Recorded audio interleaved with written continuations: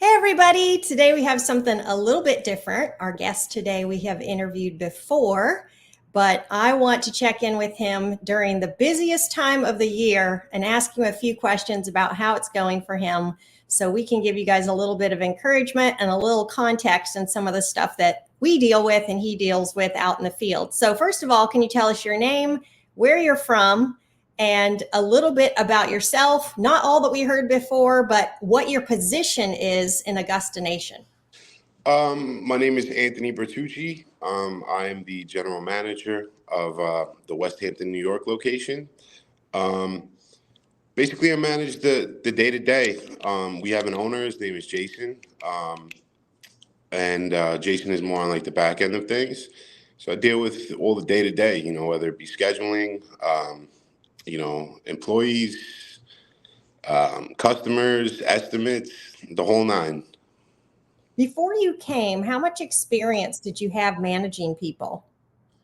When I used to work for state parks, I used to work for New York State Parks. I had, I wouldn't even call it a supervisor position, but they call it like a line item, which means you're a permanent and you oversee some people. Mhm. Um, I wouldn't say I had, management experience, but I've had leadership experience in my lifetime. So, And how many crew do you have right now in trucks running?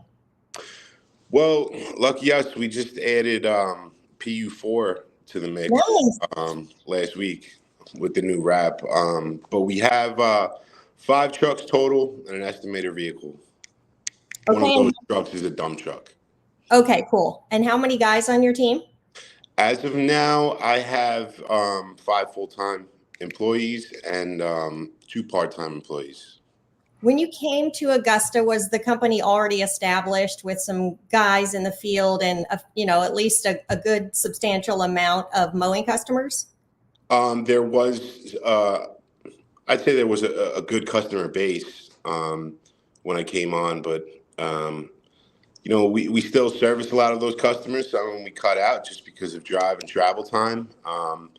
And I'll tell you, since now it's all pretty much a whole different customer base. Some minimal from the past. Interesting. Would you say that customer? Well, first I should ask you, how many recurring customers do you think you have right now? Well, I'll tell you, we just added on 36 Mo customers within the past 3 weeks. Wow, that's incredible. Besides that, I'd say, it's April and some of the people do not come out here until Memorial Day. But as of right Okay. now, I think recurring wise, I think we're at about 86 if I were to guesstimate, which will be going up in May. So, That's incredible. So tell us a little bit about your hiring process for this year and kind of your thoughts, if you're going growth or you're just trying to hold steady with what you're doing. we are going for growth. We did 587,000 last year. We're trying to go for 800. And I'll tell you, Liz, I think we might hit that mark. I was just doing some numbers before, and I'll just give you an example. We're up percentage-wise in every month. This April, we have a 316% growth as of yesterday Woo! from That's last April. fantastic. Yeah. Every month has had growth. Last month was about 100%. February was the only one which was down because of nothing going on, but we still had growth of 6%. And in January, we had a 20% growth. So we're going to hit that mark. Mhm. About if, it's about when. But to answer your other question, I'm sorry I got off track. But Okay. um, so the hiring process, I'll tell you, since I've been here at this location, there is not one employee besides myself and Jason who still is on since I started. I try to do more of a background on the guys this Okay. time because I've had mistakes since I've gotten here. I've brought on a friend or two, and it led to us not being in a friendship anymore. Um, I try to keep the personal out of things. I was just talking to Nick for the first time. We've probably been in the same room together, but we formally met on our coaching call. Nice. And we were just talking about it the other day. Is there's no personal involved in this. I will ask guys how their day's going. You know what I mean? But I don't really like to hear much about personal issues at work. Like I'm sure there's things that come up that need to be addressed. But if we want to talk, like we could talk about that after work. You know, I've had issues with employees where their personal life gets too intertwined in here, and they Yes. think I'm more of their marriage counselor, or they think that I'm Therapist. their buddy, and then it doesn't work well. So. That is so true. So, what have your methods been for hiring this year, different from the past? When I first came in here, I tried to bring more of guys in here through word of mouth. Mhm. Just a lot of Indeed ads and screening and talking to guys. Like I needed, when the first year we came in here, it was more of trying to just salvage what was going on from the prior general manager. Mhm. So I tried to get guys in here and get them in quick. You know, I kind of skipped over some processes, and this year I'll have like a day. So Tuesday's my day where I'm going to sit here and I'm going to interview X, Y, Z, right? Mhm. And I'm going to be honest with you. X and Y most of the time don't show up. Yep. But I try to interview these guys, and I have my notepad next to me, and I'm taking little bullet points of things that they're saying. Oh, this guy has experience with him, or this guy's been doing this for that long. I try to get references where I could follow up, because I could come into an interview and tell you that I've been mowing lawns for a million years and I'm the best, and I could, trim dogs and hedges, right? But if I don't Mhm. have a reference, or I can't follow up with somebody to talk about that, it's just word of mouth. So references, talking a little bit more. I take an extra bit of time to feel the people out. I feel like I have a BS meter Mhm. now from what I've had prior. I just wanted to get guys in the door and get them in quick. So this time I waited out a little bit, and I talked to guys, and I try to get those bullet points, the information, the point of views, and those references, what I feel is the most important. So. What kind of verbiage is in your ad? Our verbiage is more of a general. I think I actually had got it from you Maybe. Yeah. about a year ago. But it says, pay scale 18 to 20 per hour. Bonuses included.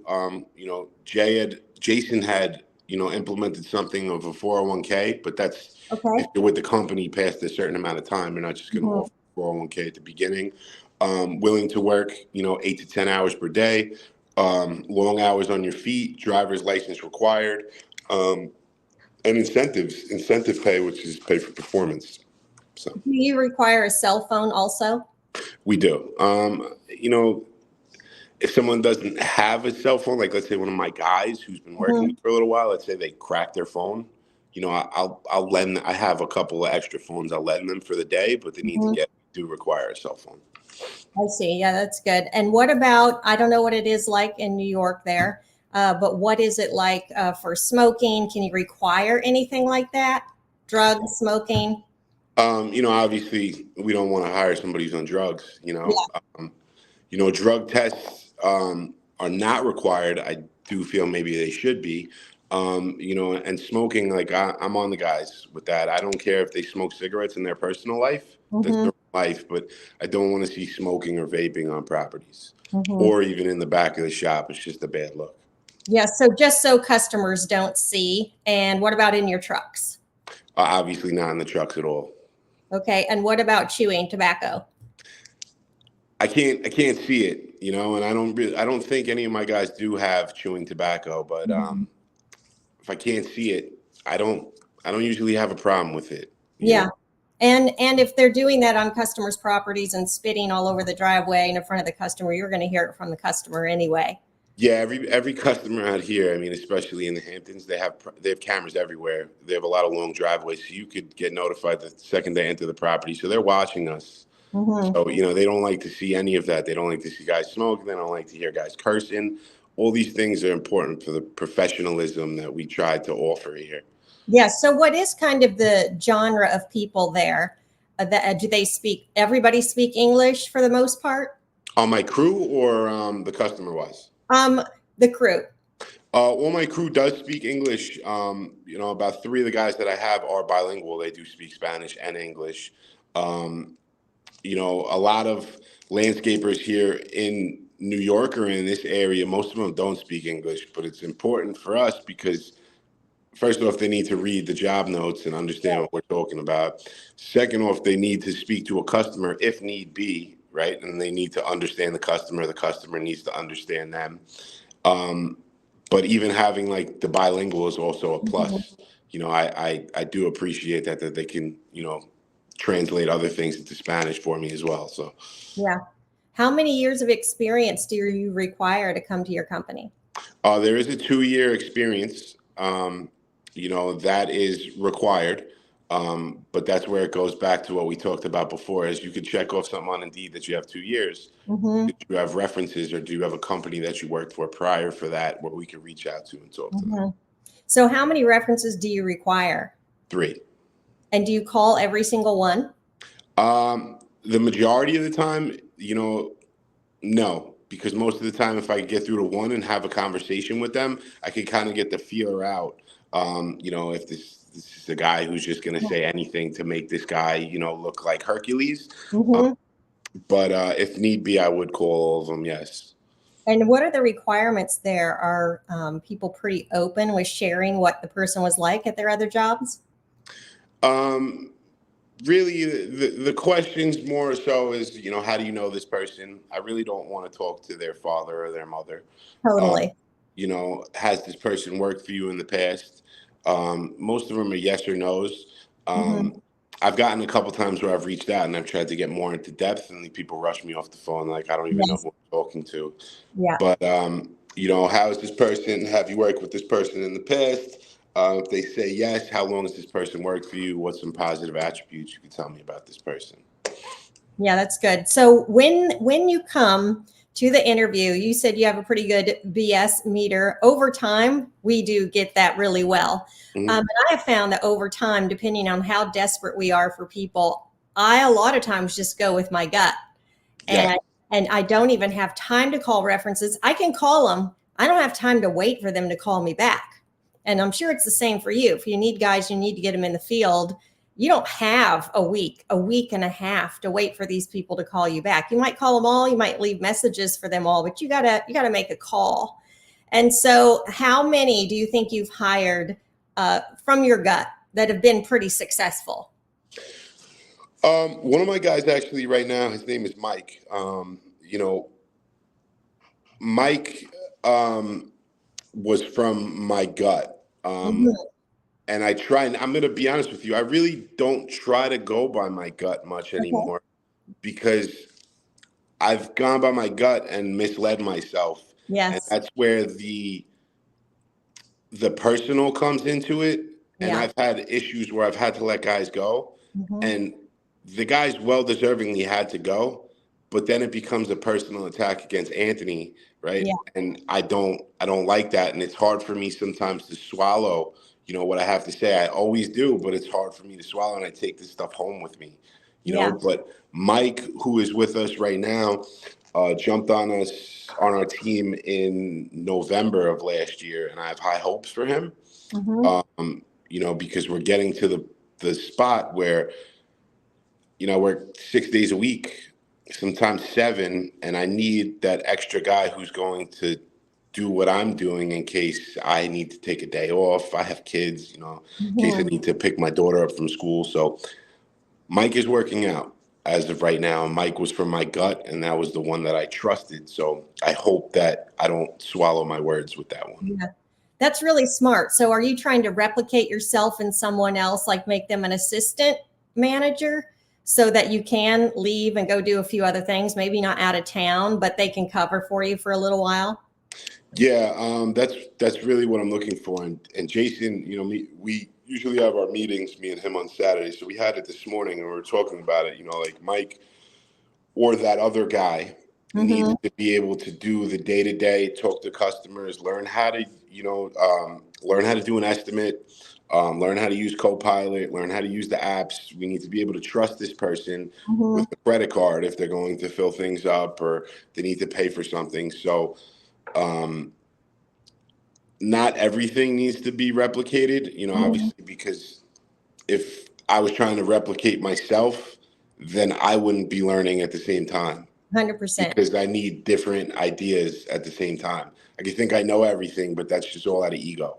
So I need somebody with different ideas. So yeah, there's things that I do that I would like him to do, but I would also like him to do different things his own way. Mm-hmm. So when you thought of the season, the upcoming season, and that you wanted to have growth this year, how did you set yourself up for success by thinking, I don't want to overhire, but I also have to compensate that I'm probably going to hire and lose a few guys. And so that's always what happens. Either they get fired or they quit or whatever. And so trying to think of that amount of people plus what your growth was, what was it in your mind? Like, okay, I'm going to go for 5. Oh, I can't hear your volume.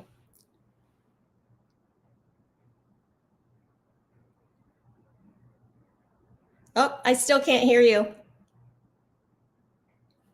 Can you hear me? I can't hear you. So we're still going here. Our sound is good here. Are you there? Yeah, something happened with your audio. Sure, go ahead. All right, people. So this is a GM, and what he's expressed before is really good because he doesn't want to own the company. And so the owner, Jason, has full trust in him that he can run the whole company and do things the way he wants. And then they meet once a week and go over everything. So the owner, you could say, is absentee, but he's still getting updated with the information that he does need. I'm wanting to give you guys a few different episodes to hear from GMs and owners, their hiring, their firing, and their experience with others to be able to run their teams for the season and run their crews, and how challenging it can be. So, can we hear you now? Yeah, Liz, I apologize about that. I'm sorry. Okay. I just kept rambling on, saying how great you were. So the question was about how many people you were planning to hire. All right, so I was kind of going off of what we did last year, and I knew that I needed about, because we started our spring cleanups March 1st, so all Okay. of our March revenue was project revenue. Mm-hmm. So I knew that I needed about 3 crews to handle with the cleanups that we had already scheduled, which I started reaching out to the guys in January. And then my plan was eventually we were going to add PU4 into the mix. Mm-hmm. So I was thinking that we were going to need, to hire 2 more as we started in April, because April, the first week, started mowing. So I went and hired 6 guys, with 3 were returning. So we had 3 guys. And with that, only 2 of them worked out. I had to fire 1. Then I had brought in another one. He didn't work out. I had to add another one. And I kind of was slow to hire, but quick to fire. Yeah, because smart. once I started seeing that process happen again, I was like, I need to save the confidence of the guys that I have. Like, I have a friend and we talk all the time, and I'm a big Yankee fan, right? So I was a big fan of the Yankees in the 90s, right? And Joe Torre had a book, and in his book he said, what's the hardest part about managing? And he said, keeping the guys who like me away from the guys who don't like me, right? Yeah. Now, what I mean by that is if these guys who are on board and bought into the systems are following what's going on, but then the guy who comes in and wants to, trim dogs and hedges and thinks he knows better than the way we've been doing it prior, wants to start doing it, that's going to affect team morale, right? So I need to kind of cut that cancer before anything else. Yeah, that's awesome. So when you bring them in, you do cleanups and mowing, and what other kind of project work do you do? This was the early spring for us. So we do cleanups, we do plantings, trimming, obviously a lot of mulch installs, regular mowing and maintenance, and then any other service that we could provide to our recurring customer that we feel that we can offer them and offer them quality service. So whether that be if someone wants their driveway stone refreshed, we can do that. If someone wants a power washing, we can do that. If someone wants their gutters cleaned, I'll go there and I'll look and I'll be like, I know you just jumped on for mowing and everything, but these are some things that we can do, and I have time to do it, and we can offer you 10% off to clean your gutters, right? And I'll give them a price on that. Anything that we feel that we can do and have the confidence to do, we'll offer within our means. Okay. And if you hired a guy with 2 years of experience, how long does it take to get him up to speed with those kind of services? Um, if someone has experience in this, the more experience they have, I tend to put them more on projects. If a guy Okay. says he has experience, or a girl says they have experience with mowing, um, I'm going to start them out with one of my guys who's seasoned in that. They're going to start out being the second man in the truck, and they're going to start weed whacking. I mean, that's the way I learned it. Mhm. Is once I could get the weed whacking part of it down, then that's my time to start showing me what I could do on the mower. So if those people do it, I'll have them mow the front of the shop, just to kind of get the feel of what's going Mhm. on. Or a guy who's been with me for a while, they kind of tell me like, yeah, this person might work out, this person doesn't work out. So I that's where I start them off. Yeah, that's really good. Yeah. So when you have all these guys on the crew, you're training them all up. Do you do any group training as a team? We do. Most of the time, this year we didn't need to do the group training because guys from last season returned. Hmm. Um, but I usually do individual training. This year we did with the two guys that I'd met.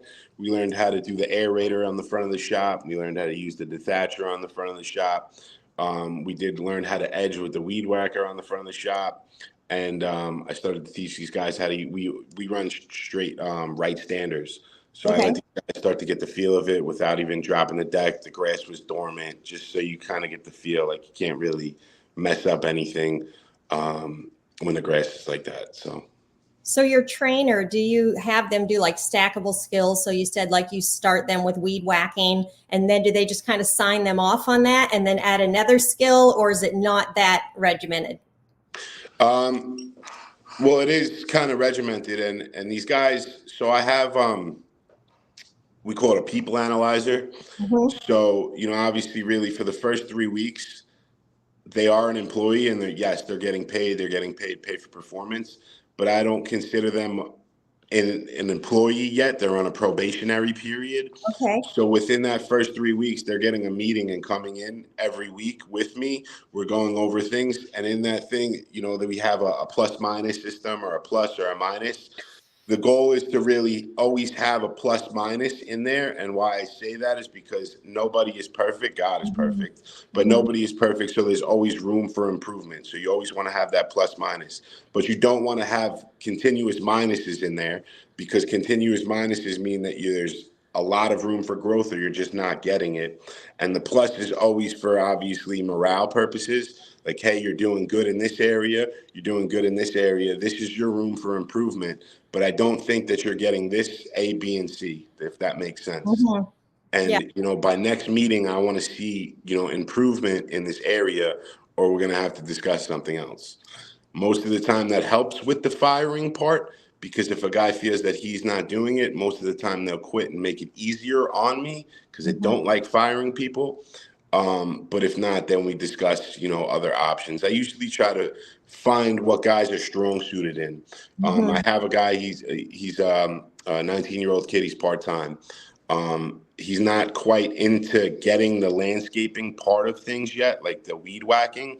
Hmm. So I've been taking him under the wing a little bit. We have him do some door hangers, or have him do some work around the shop, just to kind of boost up his morale. Hmm. And get a better feel of things, where things are. He's not being rushed. Like, oh, this loan is, budgeted at point 0.5 budgeted hours. I need to bang this out. No, he could take his time a little bit and start to ease into the things and learn how we do things here a little bit.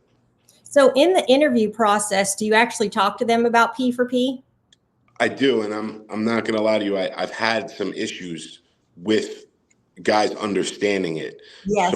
I I had to let somebody go, and he had a few choice words for me. This was a couple weeks ago, and he said that I was stealing his bonus money. Oh, yes. Yeah, I don't I don't do payroll. But I try to explain to these guys the best I can and the easiest way, because Mike has the video and I've showed it to them. They still don't understand. Like, hey, first off, I've had guys think they both make both their hourly and P for P. Yeah. Like, they're thinking they're making like $600 a day. Um, and then I've had other guys who are like, hey, I made 235 P for P this day. Um, and then this day I made 215, right? I'm like, well, it's an average over a pay period. So if you make, if your hourly one day is 80 and your P for P is 100, just throwing out numbers, right? So now you're plus 20 in the bonus, right? If the Mhm. next day your hourly is 80 and your P for P is 60, right? Now you're back to break even point. So that all averages out over a pay period, which Mhm. our pay periods are 2 weeks. Mhm. So guys have a hard time understanding it until they're actually starting to get it and understand it a little bit more. 100%. And even if they don't understand, even over a long while, there's a little bit of a trust thing. And once they start to trust you, and then it's like once they get P for P, it's just like they got a taste of it and Hmm. they're motivated to perform from then on.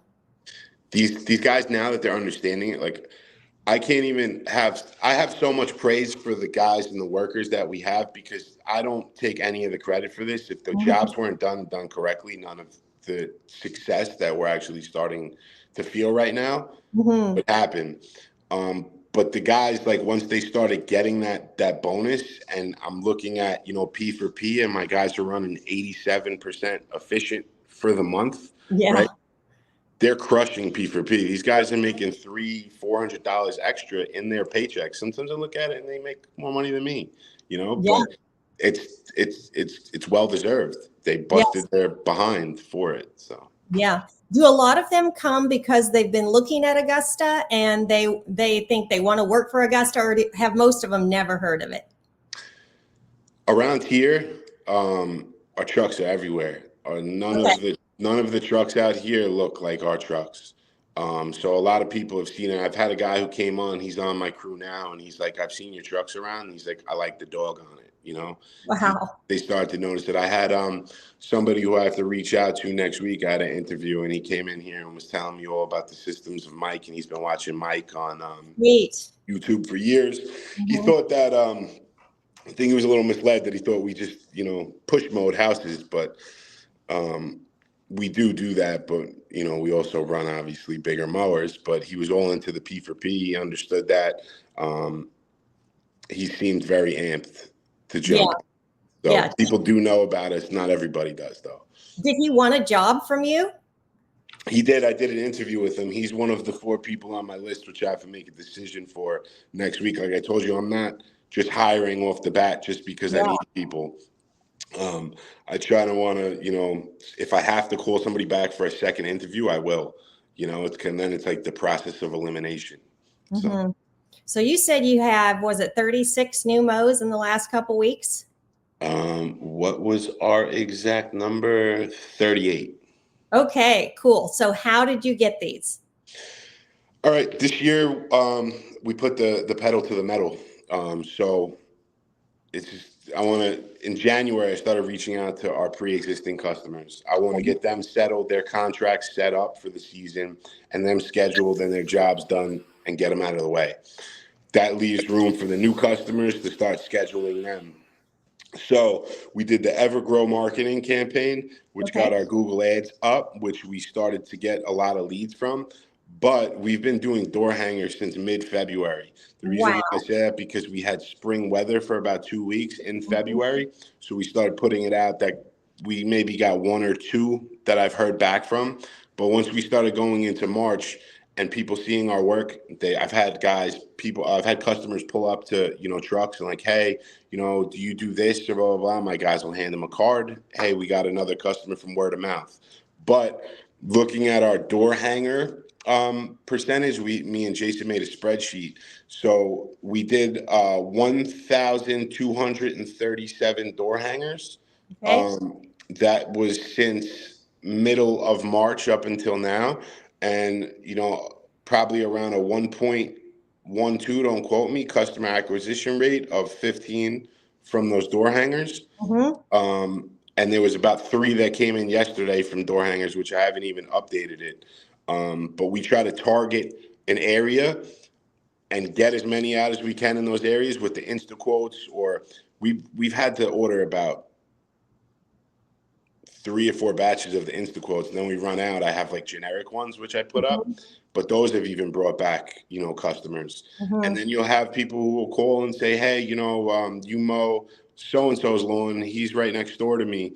Could you come out and give me an estimate? And I love people like that because now that lowers my the our route density increases. Yes. So you could Yes. go there and you could budget it each property. Let's say one's one budgeted hour, one's another budgeted hour. That's Mhm. two. If you're in a 2-man crew, the guys can knock that out in an hour. Yeah. Just mow, one person's just weed whacking, and then you start crushing P for P for these guys. So those are my favorite when you have them right next to each other. But door So hangers and did you Google. go into new neighborhoods that you've never done, or did you guys just have the guys start doing 5 rounds, 9 rounds to the ones they were currently mowing? The guys do that as well. There are guys, my guy Mike, who I'm talking about, is every time he goes to a house, he's dropping them in surrounding areas. But Mhm. also, we have a guy who comes in and, for 5 hours, his job is to put out door hangers, Okay. track the streets and everything like that. But my guys do that as well. But we have days where, Thursday and Friday is door hanger day for an employee, and they're going out and just knocking that out. So you just pick someone from the crew and have them do that? Yes. That's good. And then they just get hourly wage. And do they have a problem with that because they're Uh, getting P for P? no. If the guys are crushing P for P, you can have an easy 3-4 hours to just walk in the beautiful, and it's nice out here now. Mhm. You just walk around on Dune Road by the ocean and just hand out door hangers and just for an hourly. If the guys don't have a problem with that at all. I love it. What kind of incentive do you have for them to really communicate with the customers and sell when they're on the property and they are approached by people? I'll be honest about this one. So, not am I too confident in a lot of these guys in selling to the customer? No, I'm not. So with that, if they have any other questions, we have my business card, or we'll tell them to Mhm. call the office to set up a drive-by. Because I've had some times where we underbid these properties a little bit just so we can get them on, Mhm. right? But then our goal is to make that money back in upselling them. Got So it. I don't want to have somebody upsell them who doesn't really necessarily know how to bid a job, because then we're going to lose money and it makes no sense to do it. Mhm. So we try to get them to call the office or call me, and I could get out there as soon as possible, meet with them, and then, yeah, that answers your question. Yeah, that does. And then the guys that are going out once a week to put outdoor hangers, are they actually writing the prices in? We have some that we got and they were already filled out. Okay. Now, those I can only use in certain areas for it Mm, to make sense. We also have the Instaquotes, those retro ones that they yes. have with the blue on them. The guy will go out and write those on a property, and we go either small, medium, or large, right? That's Okay. how I try to teach these guys. So small, 40, medium, 60, large, 80 to 90, and those are Mhm. all underbidding some of the properties that we have out here. That's awesome. So your goal is to get the customer and then next year maybe raise the prices if those particular ones weren't high enough. Correct.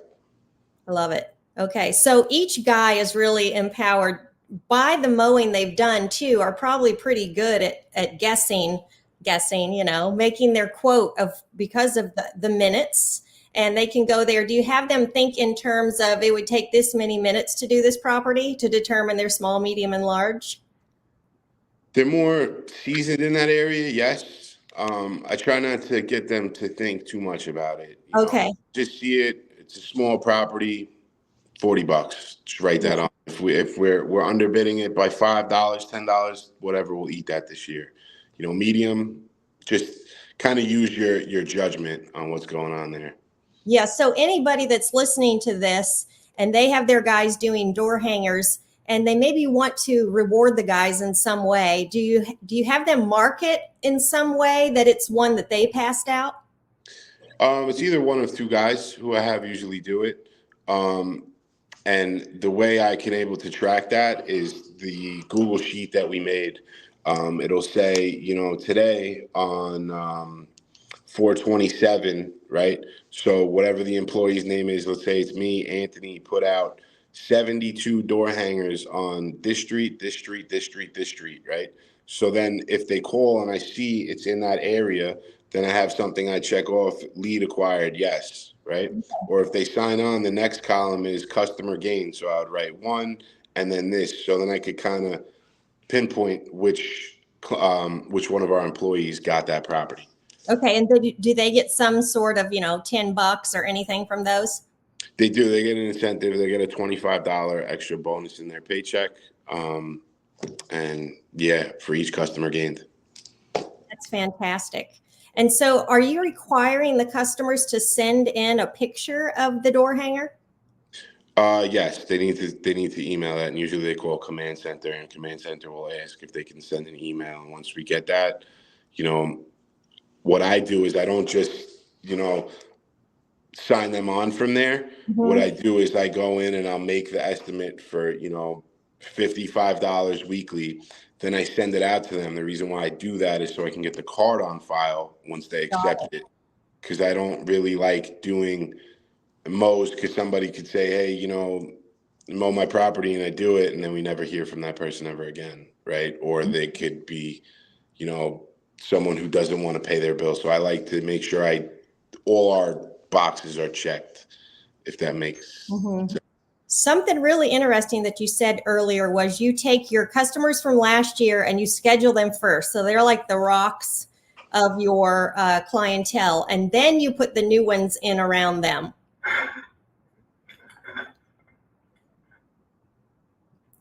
Did you hear my question? Can you hear me? Oh no, I can't hear you. Just a second. How about that?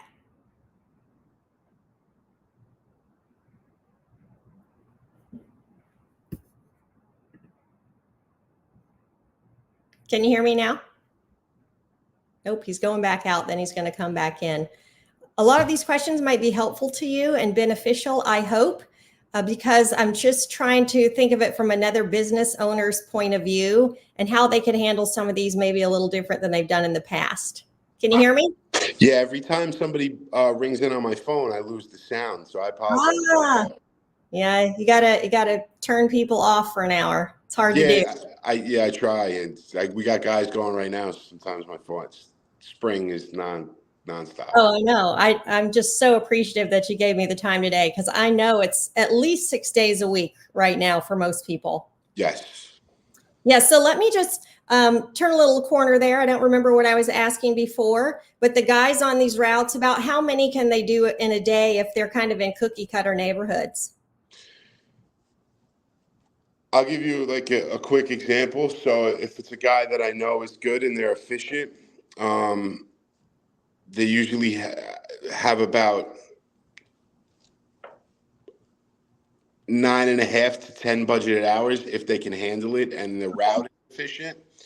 But I've had probably on that route, I'm thinking maybe 10 to 11 houses on a single route for that person. When it starts to go up a little bit, that's when I'll add another guy to it, because my guys are extremely efficient with what they mow. But the downside is we do have a route on Thursday. So in the Hamptons, there's like East Hampton, Westhampton, which is where we are, which more closer, to the city. But then Southampton is a route of existing customers before we came to Augusta. Okay. And that's a pretty big part of our revenue over there for projects and stuff like that.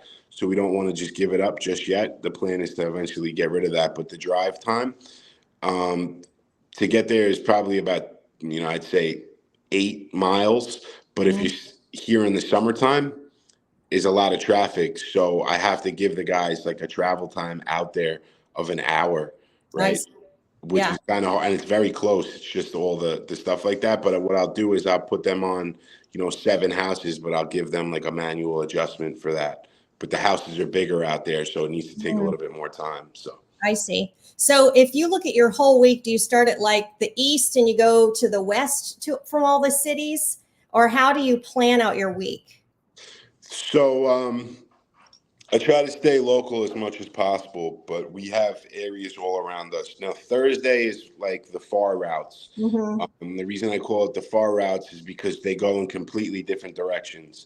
So to the left of Westhampton is Manorville. Mm-hmm. And there's a route out there on Thursday, but they're all very, closely condensed.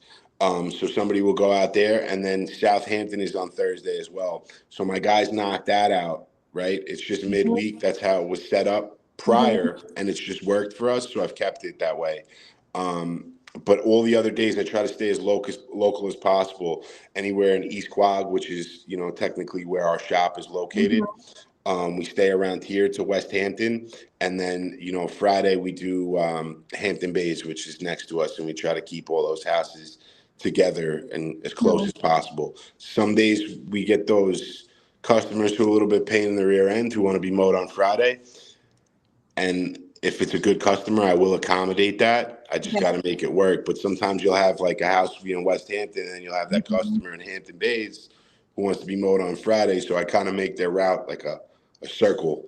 So Okay. it ends up in the same spot, if that makes sense. Yeah, totally. So if they're all, let's say on Monday, they're all going to a certain area, did you try to send all the guys to that area so that if one person doesn't get everything done on their route, you can reassign to somebody else, and so they're all coming back to shop at the same time? Most of the time we are all in the same area. I try to always have a project crew going out every day. Okay. And, again, my project crew is very efficient as well. So if they could have, two projects on and be done by 2:00, and this person still has 6 houses on their route, and they say, hey, you want to stay? I'll throw you these 6 houses, and they could just grab that. So always kind of have like a utility man or Yeah. woman in the mix, Yeah. So do they have to go back to the shop though and get a mowing set up, or do they just park somewhere and hop on with the mowing crew that's already going? If they're gonna grab the other houses at the end of it, depends which truck they're in. If they're in a dump truck, there's usually a truck at the shop that they can come and grab a setup. Um, but let's say if it's like 2 small houses and they have like a cleanup, most of the time if the grass is high, they're gonna knock it down. So they could have like a 30-inch with them or a Toro or something. If they can knock that out, they don't have to. But our shop is usually in the middle of things, so they would Okay. have to stop back here and grab something. So. Yeah. Do you have a sort of, I hate the term like ABC players, but do you have some that are a little weaker that you have to kind of watch them throughout the day? They're not going to be able to maybe push through and get as much as you want done, that you have to put with stronger players? Um, there is some, but I'll tell you that at least the guys that I have right now are seasoned in all these areas. I have a guy on my crew who I used to work with at another landscaping company, and I brought him over here. He kind of taught me the ins and outs of the mowing thing. We used to mow together. That's one of my most efficient guys. I could give him like 15 houses, and I'm like, no problem, and it'll be done by 5:00. But I do have guys who I try to take more of the lead. Usually, if that person is driving the truck, so to say, that's really the crew leader, who is more seasoned, so to Yeah. say. Okay. What's your culture like? I try to keep the best culture as possible. So, I learned this from Chuck. So I always say good morning to these guys. Most of my guys get here at 6:45. So we'll hang out, we'll talk for 15 minutes and um, kind of joke around a little bit prior to doing it. 7:00, it's all business. Mondays, we have the meeting with these guys. I had a day 2 weeks ago where I had something to do. I pushed the meeting to Wednesday. But these guys know on Mondays they're coming in the office, and we're actually in the middle of moving shops. I'm in an empty office right now because Wow. we're gonna be taking over another shop. So they know exactly where to come. We sit down, guys grab the sign-in sheet, we sign in. After that, we go over. First, I try to praise these guys. So like, Okay. the work that you guys are doing is excellent. I just want to go over a few things. And then I'll go over a little bit of negatives. But I don't direct it towards one single person. Okay. If I have an issue, I meet with that person on the side. I don't like to call people out because that's where resentment comes in. But we meet with these guys once a week. I try to get these guys, if they're killing it. Like this month, like I told you, we should be closing around 86 to 87,000. So these guys are going to get like a pizza day. or a breakfast day. Whether I'm seeing the guys in the field, I bring them water. Nice. I just try to keep it, it's like we're grateful for you guys. Yeah, that's Um, awesome. and the guys love it. So I have So guys who we have a group chat and they send me like, that's okay. Okay, that's okay. Yeah, so that's interesting. Every time his phone makes a noise, he gets cut out. I thought he was bumping something. Interesting to hear how other people handle things, isn't it? He seems like a great leader and great for their culture. I want to ask him a little bit about yellow slips next and how it's affected their culture and kind of how they handle it there. I know it's different at every company, but if you have a good culture, you should be able to talk about them and have the person who got the yellow slip talk about it in front of the team. And not everybody can do that or have coached their team well enough to be able to do that. It's pretty difficult for the team, especially if they're not well spoken. And a lot of the genre of guys are pretty rough dudes.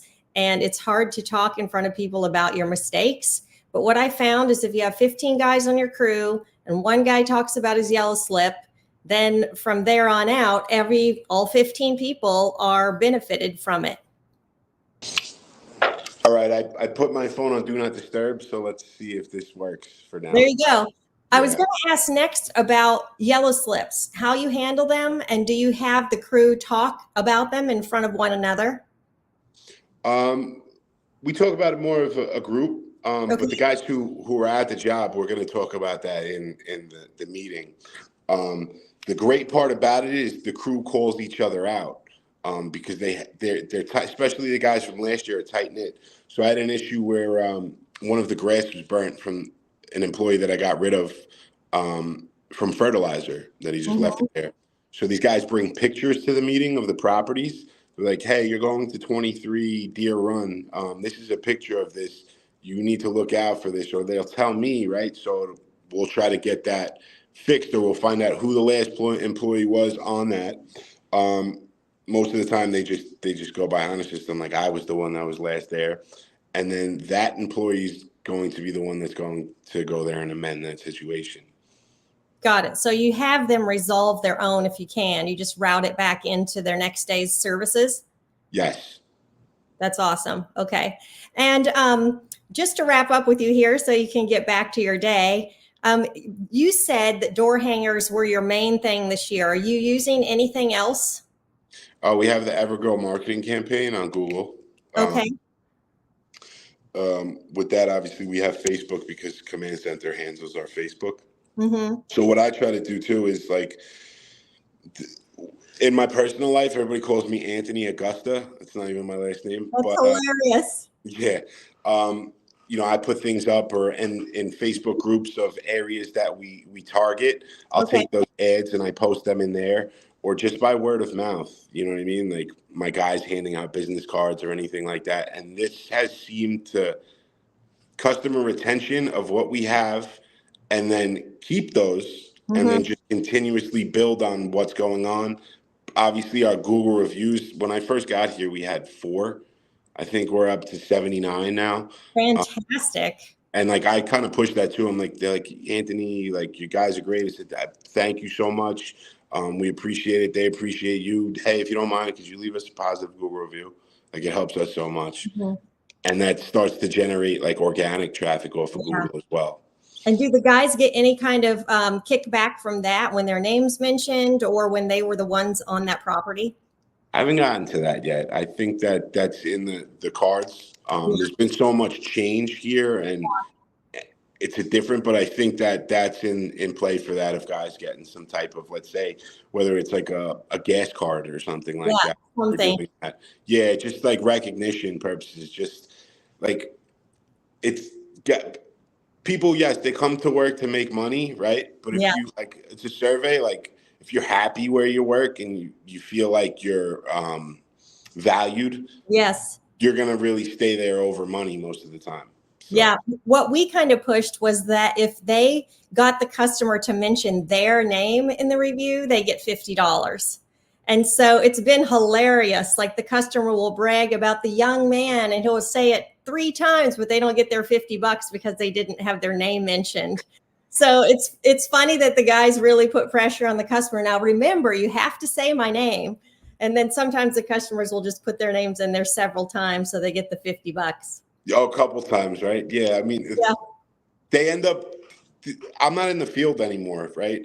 I don't. Sometimes if I have to mow a lawn or something like that, that's why I kind of get like a little bit weary because I'm like, hey, can you leave us a Google review and then put my name in it? I wasn't the one who was Oh, at your yes. property to do the job. Yes, I was there to sell you the job and walk through and send you the pictures, but I don't. I'd rather them put like an employee, give them recognition. You know what I mean?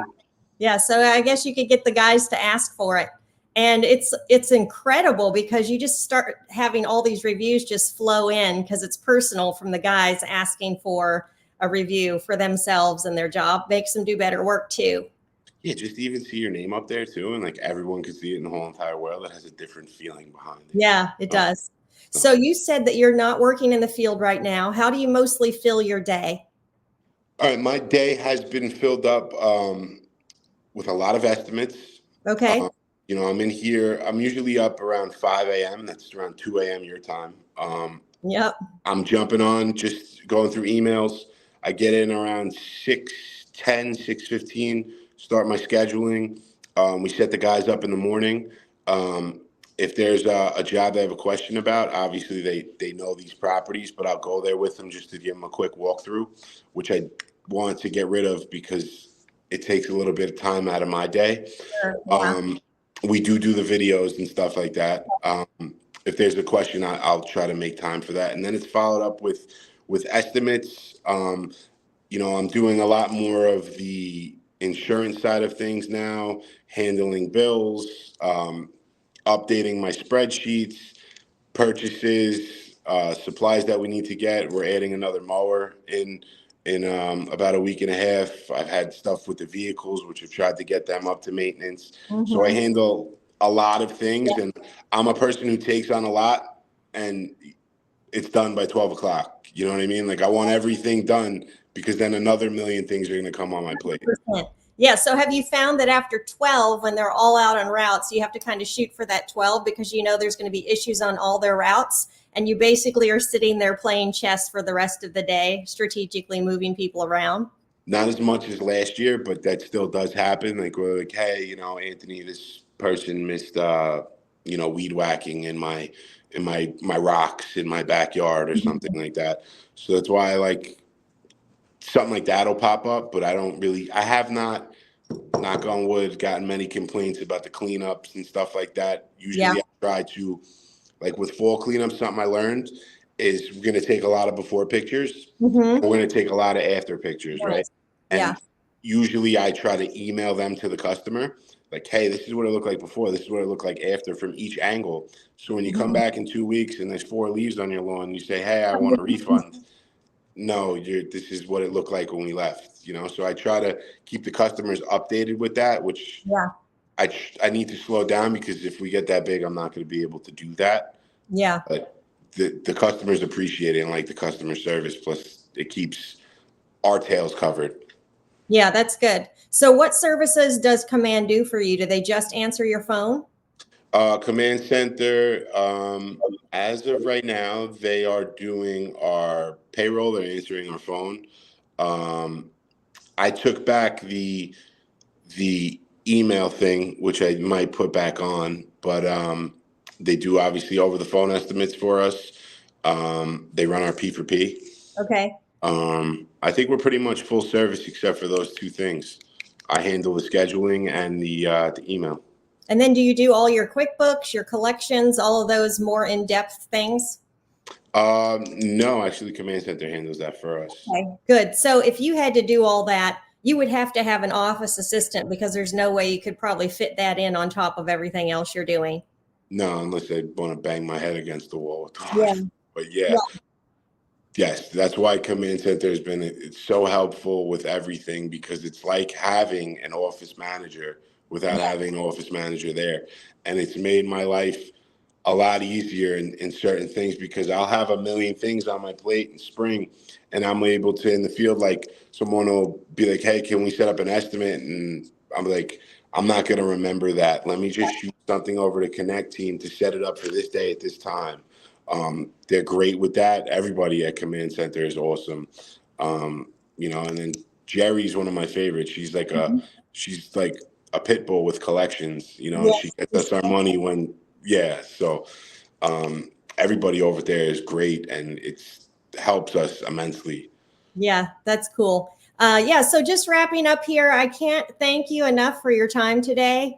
I would love to get into more sometime at the end of the season. It sounds like you got your team really dialed in, really bought into what we're trying to do at Augusta to raise the professionalism in the industry. You're really remarkable because you run the company as if you're the owner for the owner. And he has so much confidence in you. And like you said, you're able to meet with him once a week, but he's basically completely out of the business, right? He can go run another business if he wants. Yeah, and I think that's the goal of things, though, is to turn it over to a general manager. But yeah, he has another business as well on top of a full-time job, on top of a family, so. Yeah, well, I know you to be a person of very high character, and those guys are really lucky to have you. And Command Center is really honored and privileged to work with you as well. Did you have anything that you wanted to share just to wrap up for maybe other GMs to just really encourage them, because this is the hardest time of year, like to keep them self-centered, or, things they can do to keep their head in the game? There's a quote, actually, and I know you're a quote person, so Yeah, I did want to share something, sure. because this is what's told to me in my personal life as well. And I got a wise man who's a friend of mine who tells me all the time. I'm like, this person's calling me, this person's calling me, this person's like, would you have it anywhere else, right? He's like, pray for a stronger back, not a lighter load, right? That's So meaning, like, get used to it, right? Yeah. Because before, I stumbled on my words there. He would tell you better than I do, but it makes sense to me. Pray for a stronger back, not a lighter load. I lost my train of thought there. I apologize. Well, the load seems to get harder, so you got to be able to handle the harder load. It's going to happen. So you need the stronger back. So I was just asking, I wish I would have explained that better, right? But No, that's okay. So So I was just asking, how would you tell another GM, like, to keep their head in the game and keep centered? Would you say it's all on their to continue to grow themselves personally? Well, obviously, personal is very important. The way I take care of my personal life so it doesn't spill into work. Yes, that's extremely important. But also yes, we are going to get flustered on our end, right? But as long as the smartest person, right, isn't always the best person. It's the person who shows up every day and continuously does the same thing over and over and over again. That's the person who reaps the results, not the person who's the smartest person in the room.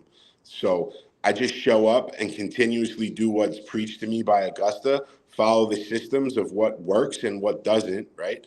And then continuously keep doing it over and over again, and don't get disgruntled. And I need to take this advice myself, right? Don't get disgruntled when things don't work out my way or an employee doesn't work out. Just move on to the next person. Oh, that's so good. So I so appreciate it. Again, you guys are blowing it out of the water, and it's good for other Augustans to hear your story, because they'll probably reach out to you on how you're handling things with your employees, and a little bit about the door hangers. Sounds like you guys are just really killing it.